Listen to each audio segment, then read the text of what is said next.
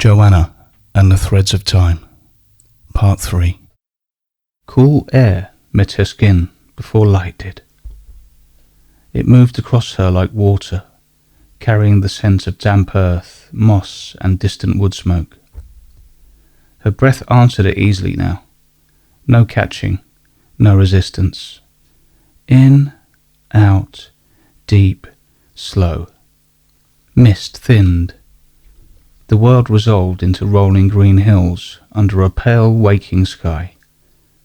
Dawn stretched itself across the horizon in quiet bands of gold and soft blue.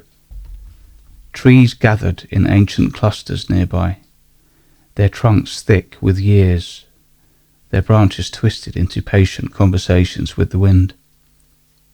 A ring of standing stones rose not far from where she stood. They cast long shadows that did not feel like darkness, so much as invitation. The lyre rested warm against her hands. At the edge of awareness, the blue steadiness settled once more, cool against the early light, constant without instruction. A distant pulse of laughter drifted on the breeze. Joanna followed it. The path led her into a clearing where firelight still lingered from the night before. People gathered in loose circles around the embers. Wool cloaks, braided hair, feathers threaded through dark curls, bone and bead catching what light the morning offered.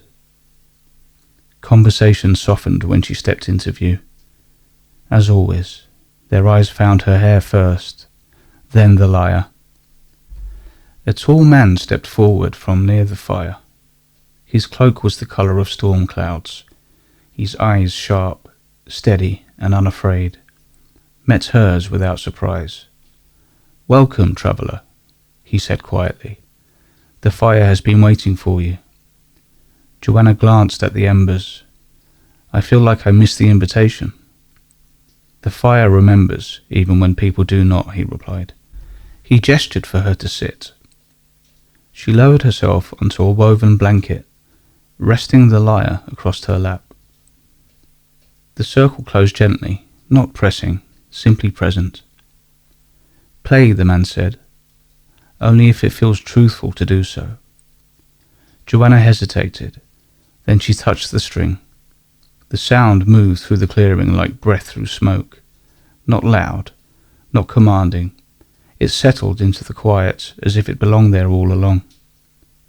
The fire crackled, the wind stilled, even the birds paused.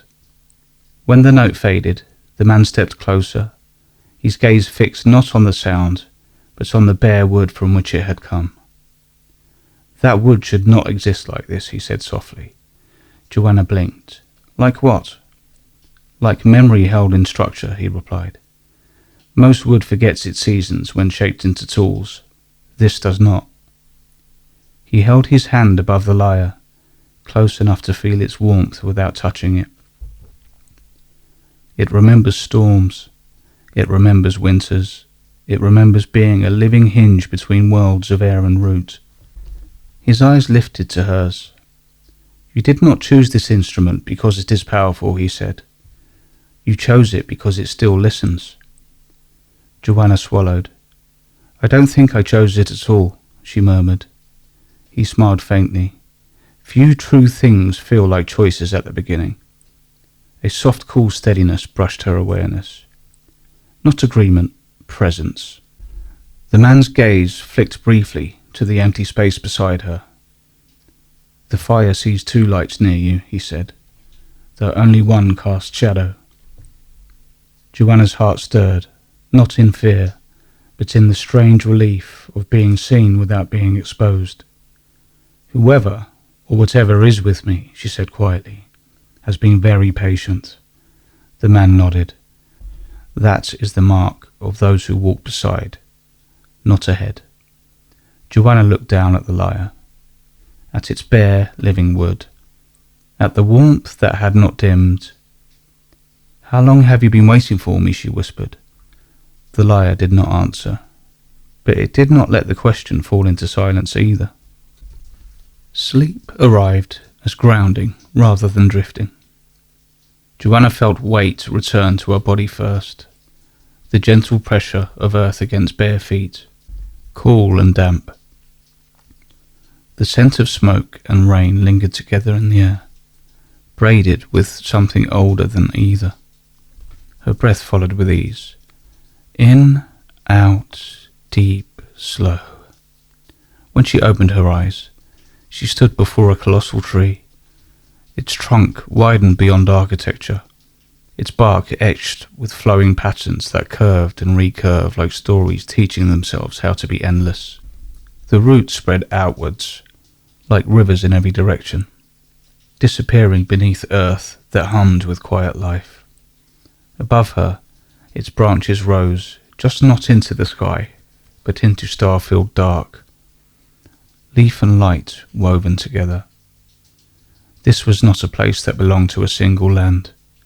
It belonged to relation. The lyre rested against her ribs. At her back, the blue steadiness stood closer than it ever had before, not touching, not forming, but unmistakably with. At the height of her chest, a hollow opened in the massive trunk. Within it glowed the sigil again, still unfinished, still waiting, its curves faint with violet light. Only one arc remained incomplete. Joanna approached without hesitation. Memory stirred in the bark, echoes of stone chambers and river stars, of fire and frost and hands shaping wet clay into form. Each crossing shimmered briefly along the tree's surface, threaded through by violet and cooled by steady blue.